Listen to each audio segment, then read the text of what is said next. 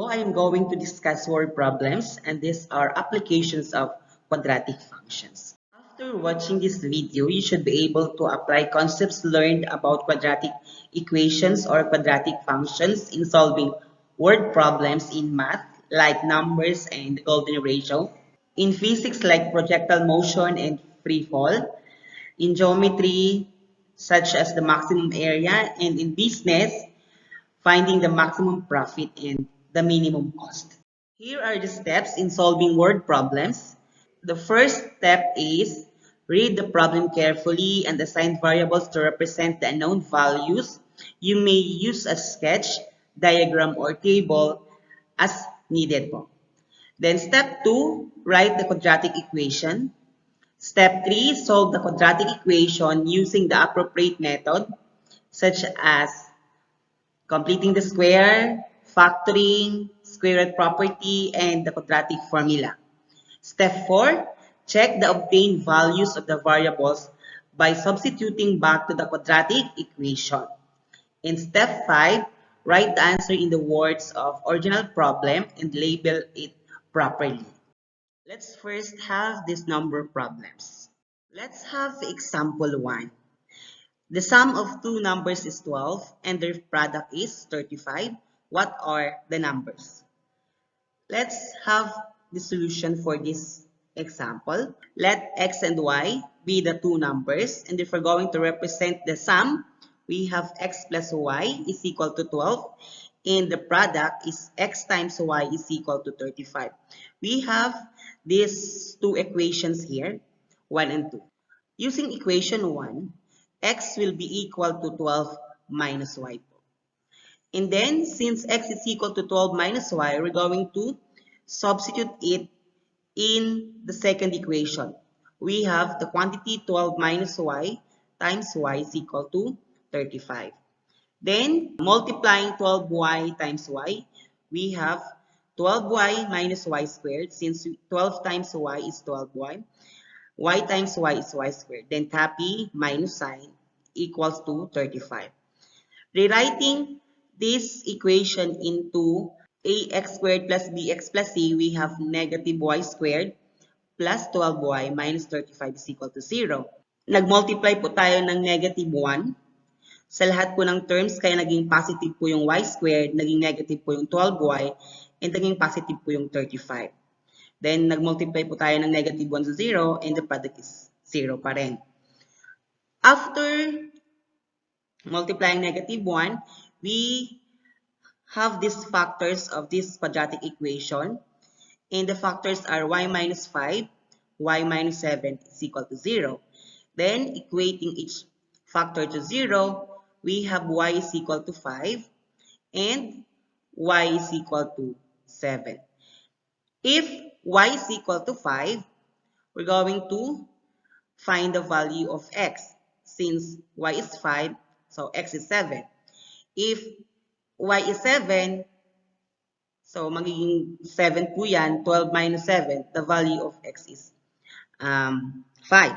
Therefore, the two numbers are 5 and 7. Let's have example 2.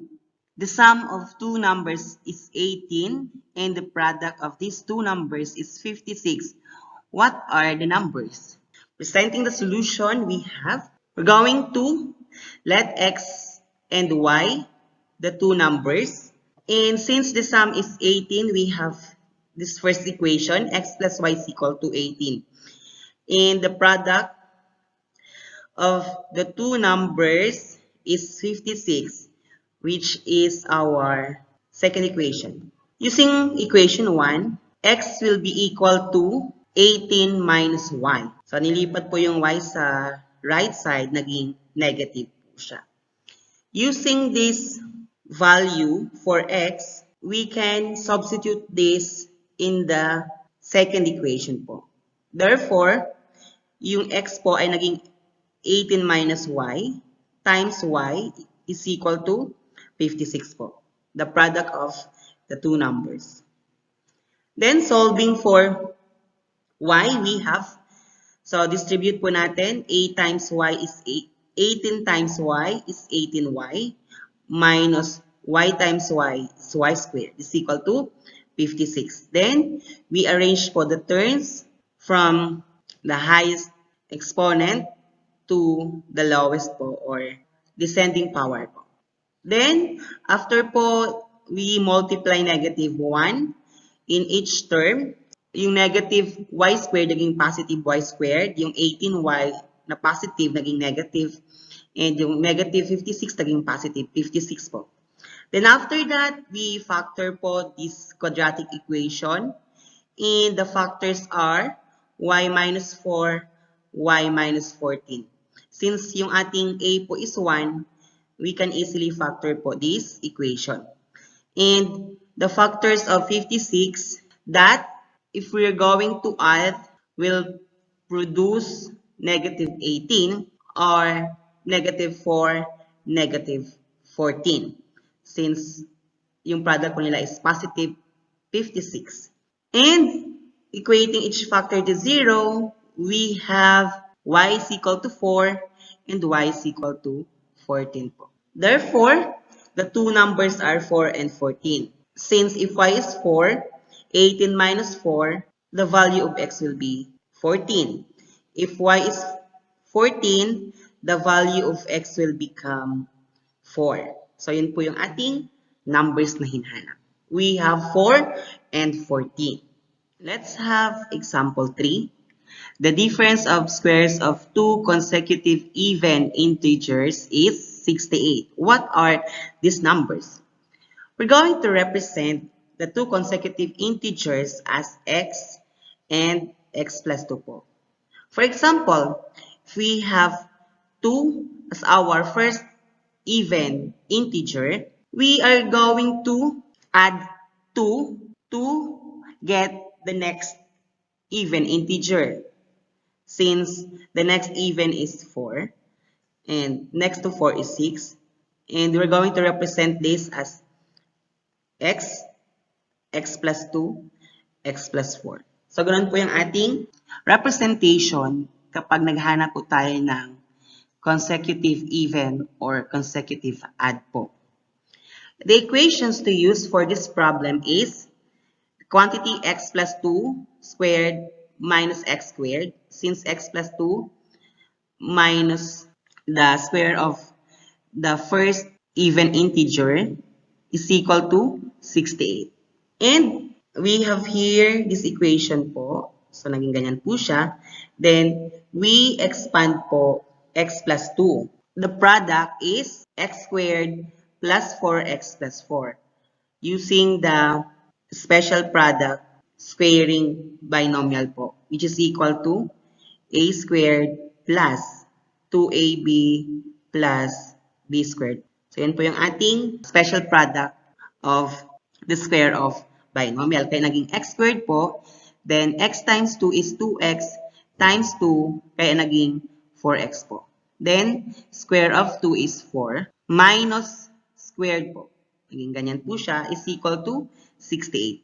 Combining like terms po, x squared minus x squared, 0 na po. So, ang natira po sa left side is 4x plus 4 is equal to 68. Then, nilipat po yung positive 4 sa right, naging negative po siya. Then, 68 minus 4 is 64. Dividing both sides by 4, since ang kasama po ng x sa left side is 4, so nag-divide po tayo to solve for x. And the value of x is equal to 16. Since x is equal to 16, we can get the next even integer po. And we are going to add positive 2. And the integers now are 16 and 18 po. The following word problems involve maxima and minima of quadratic functions.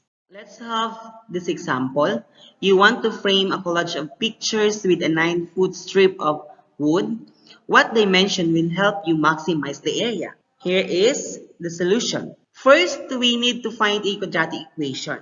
And since given po dito is 9-foot strip, and area po yung hinahanap, we are going to use the formula area, which is equal to length times width. And this frame here is a rectangle po. And the perimeter of a rectangle is given by the formula 2 times L, or the length, plus 2 times W, or the width. Since 9 feet po yung ating given dito na strip of wood, we're going to use it as our perimeter. Solve for L and replace L in the formula for the area. So hanapin natin yung L sa perimeter ng rectangle. We have here 9 minus 2W is equal to 2L. Since nilipat po yung 2W sa left, naging negative po siya. Solving for L, we have L is equal to 9 minus 2W all over 2. Nag-divide po tayo ng 2 since may coefficient po na 2 yung ating L dito sa right side. And since it given na po yung ating L, we can substitute it in the formula for the area of the given problem. We have 9 over 2 times W is equal to 9 over 2W. Then, minus po, since minus po dito. 2W divided by 2 is 1W. Times W is W squared. Arranging the terms in descending power, we have A is equal to negative W squared plus 4.5W. Or if we are going to write it in a quadratic function or in general form, we have A is equal to negative W squared plus 4.5W plus 0. Since A is equal to negative 1, yung kasama po ng W squared, is less than 0, the quadratic equation will give a maximum. Di ba po kapag meron tayong negative A, meron tayong maximum point. So yun po yung ating maging batayan para magkaroon tayo ng maximum area ng problem po. And the vertex of the parabola or the quadratic function represent the maximum point. So kapag hanapin natin yung maximum point, yun yung magsasabi or this will give us the maximum area. And since yung ating variables po dito ay W, we change X to W. And then negative 4.5 po yung ating B over 2 times negative 1 po yung ating A. Solving for W, we have 2.25. And then substituting the value of 2.25 dito po sa equation na to, we can find the length. So, naging ganito po siya. We have here 9 minus 2 times 2.25 all over 2. In computing the length, we have 2.25. And our frame here is a square. And we know naman na a square is a rectangle. Since yung ating dimension po ay same length po and same width. And this dimension will give us the maximum area. So yun po, the length and the width of this rectangular frame are equal po. Let us first discuss these key features of projectile motion problems. We have this given function s of t is equal to negative gt squared plus initial velocity t or b sub 0 t plus h sub 0. S is the height at any particular time t. Note that s of t is also sometimes shown in the formula as h. And g is the gravity value in feet. We're going to use 16.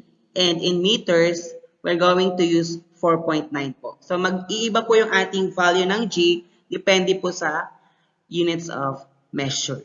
Note, in physics, the gravitational constant is actually 32 for feet and 9.8 for meters. But the formula uses 1/2 this value. And then, b sub 0 represents the initial velocity. H sub 0 is the initial height. And we know that if we are dropping an object, the initial velocity is 0. Nagkakaiba po kasi yung ating formula kapag we have objects thrown upward in the objects being dropped po. Let's have this example. An object is launched directly upward at 19.6 meter per second from a 58.8 meter tall platform. The equations for the object's height as a time t seconds after launch is given by s of t is equal to negative 4.9 t squared plus 19.60 plus 58.8 where s is in meters. When does the object strike the ground? Notice po that the given measurement is in meters, so the value of G will be 4.9 here. And the problem asks, when will the object strike the ground? And kapag nasa ground na po yung ating object, the height is equal to 0 po. Then, we're going to set S equal to 0 and solve for the given equation. We have 0 is equal to negative 4.9t squared plus 19.60.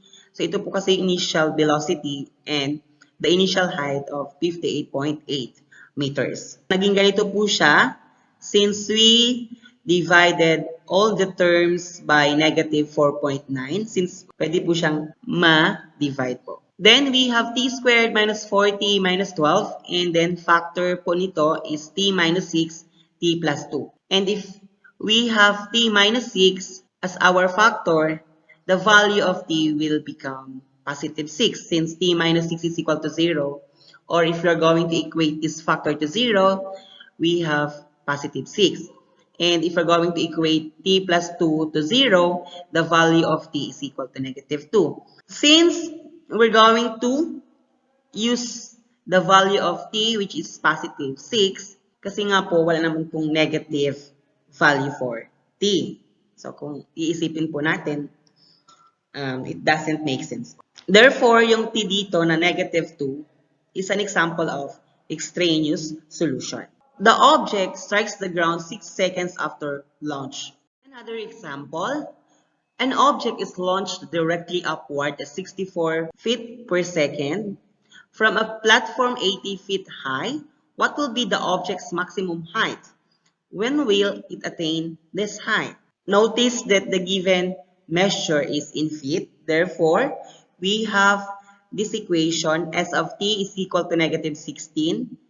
T squared plus our initial speed is 64 feet per second. So, naging 64t po siya. Plus our initial height of 80 feet, kaya naging 80. And then, to find the maximum height, we are getting the vertex of this given function. And then, we are to first find the value of h. We have the formula negative b over 2a, which is equal to negative. Yung ating b po is 64. And yung ating a po is negative 16. Solving for h, we have negative 64 over negative 32. We have 2. This describes the time when the object reached its maximum height. We're going to substitute the value of 2 in our equation to find the height. We have negative 16 times the quantity 2 squared plus 64 times 2 plus 80. Then we have negative 16 times 4 since 2 squared is equal to 4 plus 64 times 2 is equal to 128 plus 80 is equal to 208 minus 64 is equal to 144. It takes 2 seconds to reach the maximum height of 144 feet. Let's have this example. An object is launched from the ground level directly upward at 39.2 meters per second. So ito po yung ating initial velocity or speed. For how long is the object at or above a height of 34.3 meters? So if we're going to represent po the given problem, the horizontal line represents the time and the vertical line represents the height. So yung ating initial height po ay 0. For example, the object is a ball. It is shown upward po. So, this will illustrate the path taken by the ball. And yung ating hinahanap po ay yung time starting dito up to dito po. Since yung height po is 34.3 meters from the ground. And then, since pababa po ulit siya, may height din po na 34.3 meters. So, yung time po starting dito, papunta dito. So, ano po yung time? Let's have the solution. Notice that the given units is in meters po. So, the equation to be used will be S of t is equal to negative 4.9t squared plus v sub 0 which is equal to 39.2t. There is no constant term since the initial height is 0 po. And this is the explanation of the illustration. we have negative 4.9t squared plus 39.2t is equal to 34.3. So ito po yung ating height ng object given the time or yung ating time na hinahanap. And then, naging ganito po yung ating equation, t squared minus 80 plus 7 is equal to 0 from negative 4.9t squared plus 39.2t minus 34.3 is equal to 0. Naging ganyan po siya bago naging t squared minus 80 plus 7 is equal to 0. Nag-divide po ng negative 4.9 sa lahat po ng terms. And then, after that, the factors are t minus 7, t minus 1. And the time when it reaches the height of 34.3 meters at 1 second and also at 7 seconds. So if we're going to subtract, then the object is at above 34.3 meters for 6 seconds. We are to discuss some geometry word problems involving quadratic equations po. Let's have this word problem. A rectangular garden has an area of 14 square meters and a perimeter of 18 meters. Find the dimensions of the rectangular garden, and the figure below shows the problem po. We're going to use the variables W and L for width and length respectively. We know that the formula for the perimeter of a rectangle is equal to 2L plus 2W. And since the given perimeter here is 18, so nagkaroon po tayo dito ng 18. And the area of a rectangle is given by the formula length times width. And we have here 14 square meters as our area. Next step, we're going to divide this equation, 2L plus 2W is equal to 18 by 2, since we can simplify this po. And then, naging ganito po siya, L plus W is equal to 9. And using this equation, we are to solve for L, and naging value po ng L is equal to 9 minus W. Since nilipat po yung positive, W sa right, naging negative po siya. Then, since meron na tayong L, which is equivalent to 9 minus W, pwede natin po siyang gamitin dito sa ating formula na, or sa ating equation, length times width is equal to 14. And, naging ganito po yung ating equation, the quantity of 9 minus W, which is the value of L, times W is equal to 14. By distributive property, we have 9 times W is 9W minus W times W is W squared is equal to 14. Then, nilipat po yung positive 14 sa left, naging negative po siya. Then, we arrange the equation in descending power. Kaya naging negative W squared plus 9W minus 14 is equal to 0. Naging ganito po siya. Naging positive po yung W squared since we multiply negative 1 sa lahat po ng terms. Kaya naging from negative W squared, naging positive po siya. From positive 9W, naging negative 9W. And from negative 14, naging positive 14. The factors of these quadratic equations are W minus 7 times W minus 2. Equating each factor to 0, we have W is equal to 7 and W is equal to 2. If the value of width is equal to 7, we can solve for L. And the value of L is 2. And if the width is 2, the length is 7. So the dimensions of the rectangular garden is 2 meters by 7 meters. Another example is presented on this slide. Taylor finds a piece of property in the shape of a right triangle. She finds that the longer leg is 10 meters shorter than twice the length of the shorter leg. And the hypotenuse is 20 meters longer than the longer leg. Find the lengths of the sides of the triangular lat. We have this given figure here, and we're going to represent the legs as S. So ito po yung shorter leg. And the longer leg po is 2S minus 10. And the hypotenuse is 20 more than the longer leg.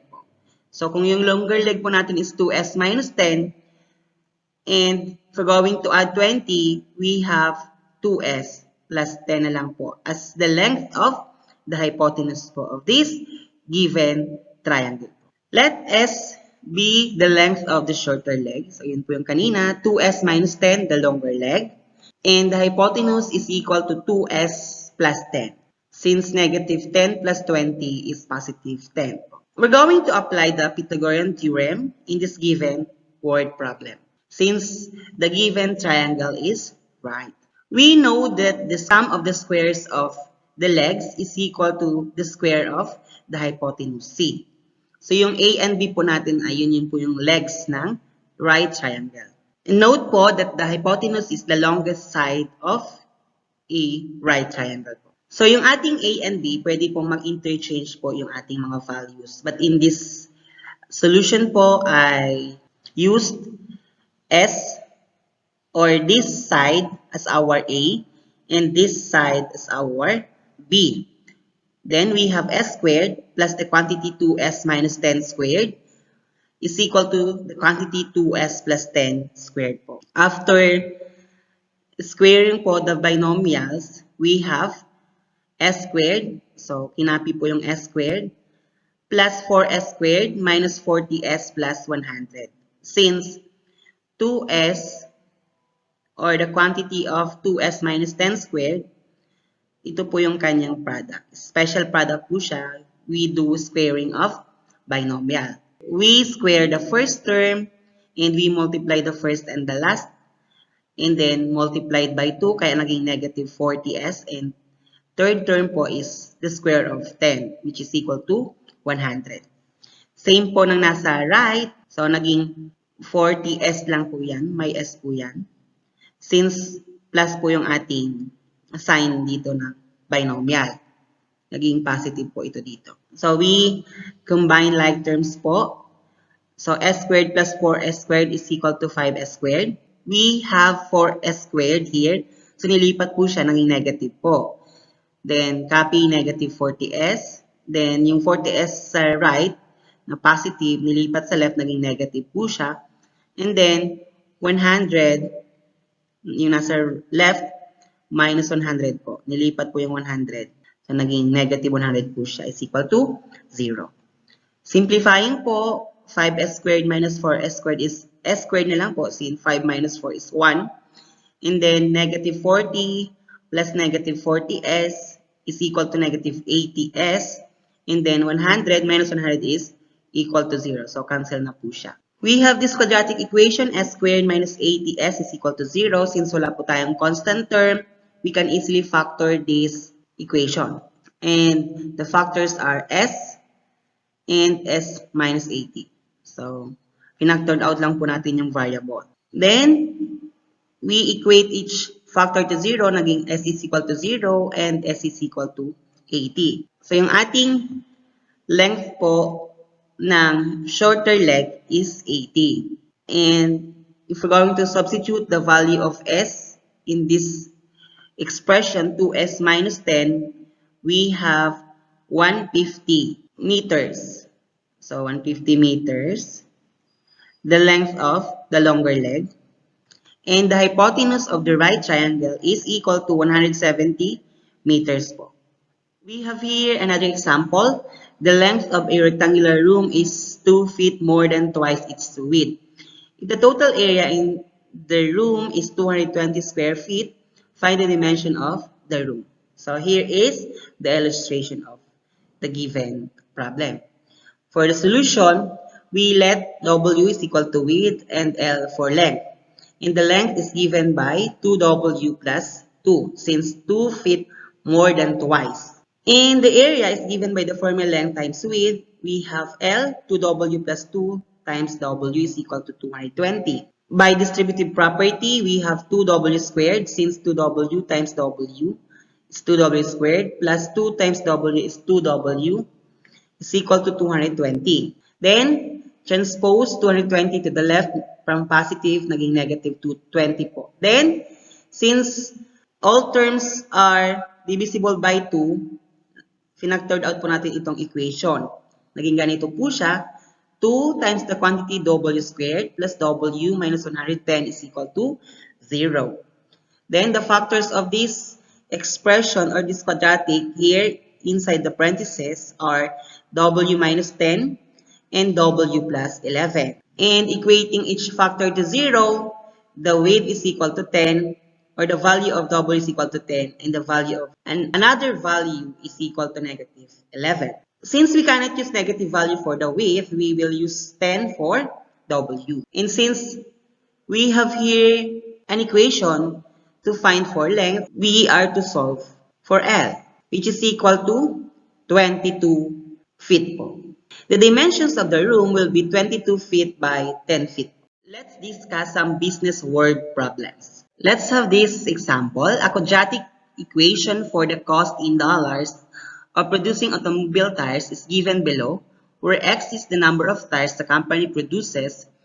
We're going to find the number of tires that will minimize the cost. And the given equation is equal to 0.0002x squared minus 0.04x plus 38. We know that the general form of a quadratic equation is given by x squared plus bx plus c is equal to 0. In this example, we need two important concepts. We are going to find or the x-coordinate of the vertex. In the second one, we know that if the value of a is greater than 0, we have a minimum point, or the vertex is a minimum. If a is less than 0, the vertex is maximum. And we have the formula for x coordinate of the vertex, which is given by negative b over 2a. Since in this given equation, the value of a is equal to 0.0002, which is greater than 0, this quadratic equation will give a minimum cost.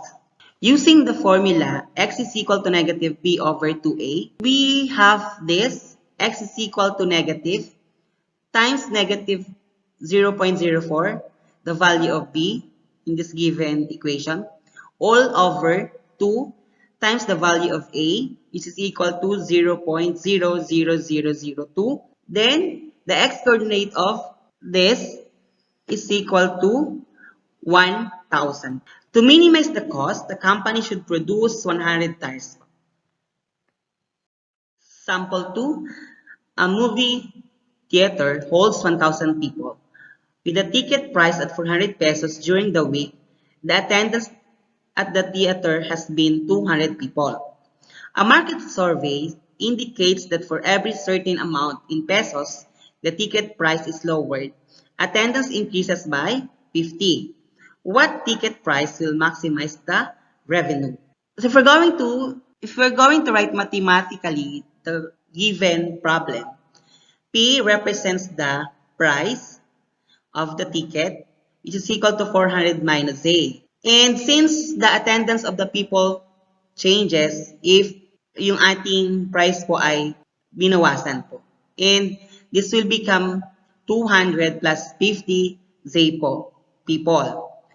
If we're going to express the revenue as a function of Z, we have the product of P and N po. Is equal to the quantity 400 minus Z, so yun po yung P, times the N, 200 plus 50 Z po. So yung N po is the number of attendance, yung P po ay yung price. Or which is the same, if we're going to multiply this, we have 400 times 200 is 80,000. Then 400 times 50Z is equal to 20,000 Z. Negative Z times 200 is negative 200Z. Then negative Z times positive 50Z is negative 50Z squared.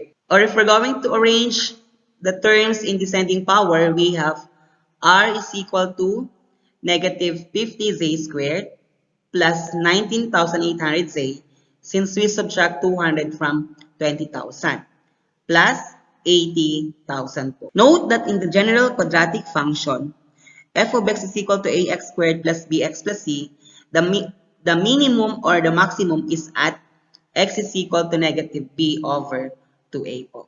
And we have the given revenue function here.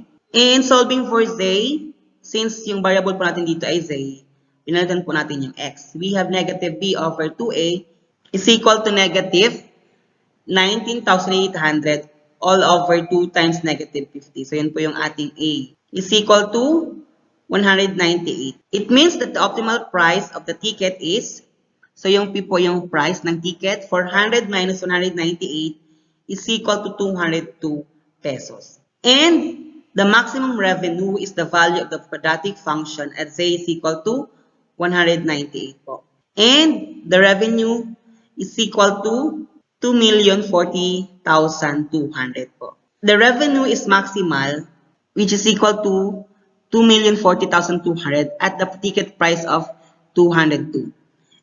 If we're going to check po, the attendance then is 200 plus 50 times 198 is equal to 10,100. And 202 times 10,100, the revenue will be equal to 2,040,200 po. Let's try more examples. We have here a number problem. And this problem is finding 3 consecutive odd integers such that the product of the first two is 52 more than the third integer.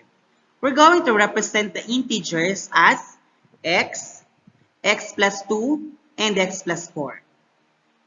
And we have the product of the first two. X times x is x squared. X times 2 is 2x. Naging ganito po yan siya. X times x plus 2. Kaya naging x squared plus 2x po. Is equal to 52 more than the third integer po. So, naging ganito po yung ating mathematical equation. If we're going to simplify po, we have x squared, copy po, plus 2x. Then we have x here.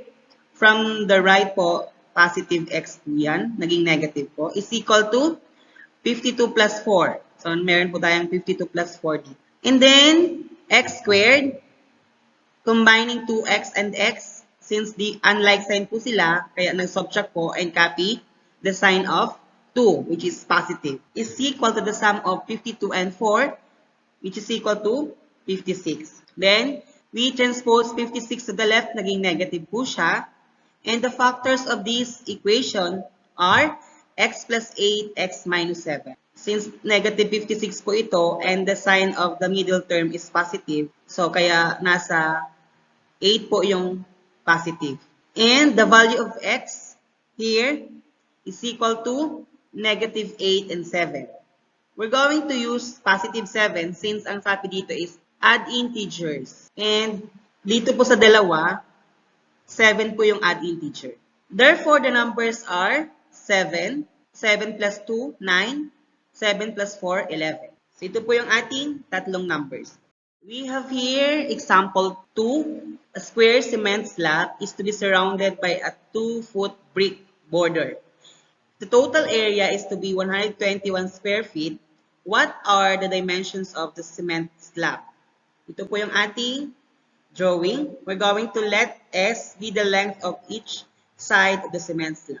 So, yan po yung ating, yung smaller square po, inside, ay yung side niya po is S. Square slab po siya. And we're going to surround by a 2-foot brick. So, nag-add po tayo ng 2 both sides. So, yung length na po ng ating bigger square is S plus 4. Since S and adding 2 and 2, so kaya naging S plus 4. Same with the other side. And since ito po ay square, so same po yung ating edges po. And then, the area of the square is given by the formula S squared. So, we're going to square S plus 4. So, ganun po yan. And we use special product here.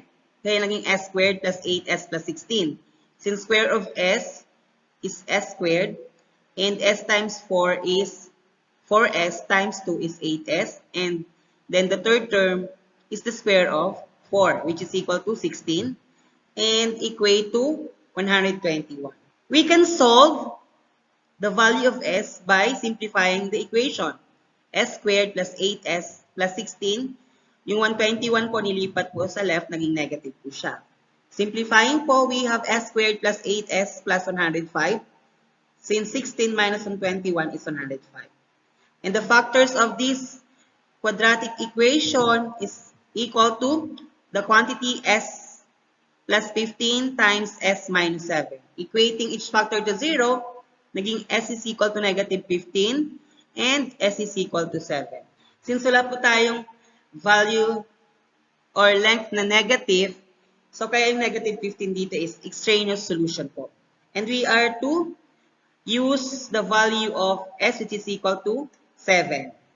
And yun po yung ating length. And the dimension of this slab will be 7 feet by 7 feet. We can use square root property here to solve for s since we have the quantity s plus 4 or s plus 4 times s plus 4 is equal to 121. We're going to take the square root since square po yung ating binomial.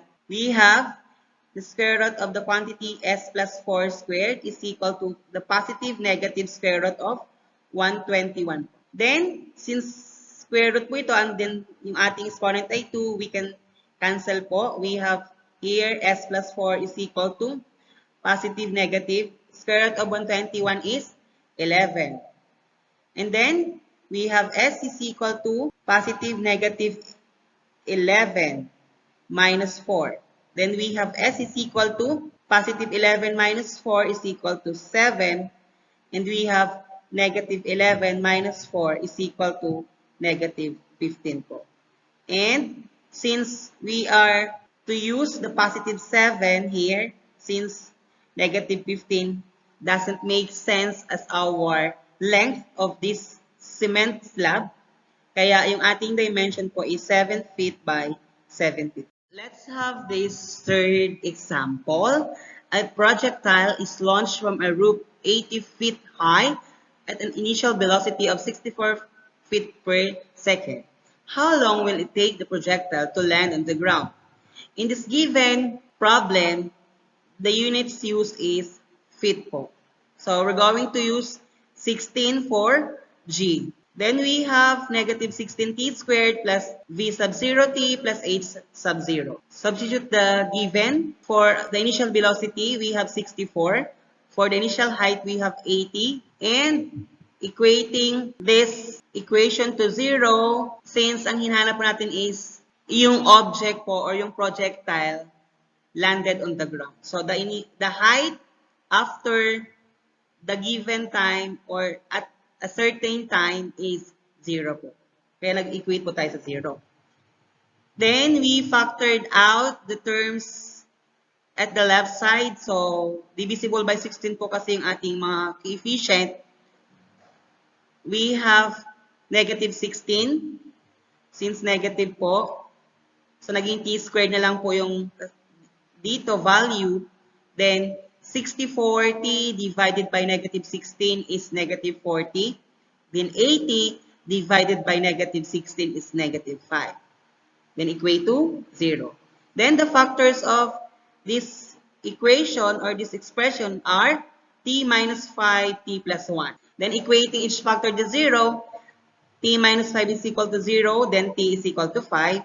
And t plus 1 is equal to 0, the value of t here is negative 1. And we're going to use the positive 5 since negative 1 is an extraneous solution. And it will take 5 seconds to hit the ground.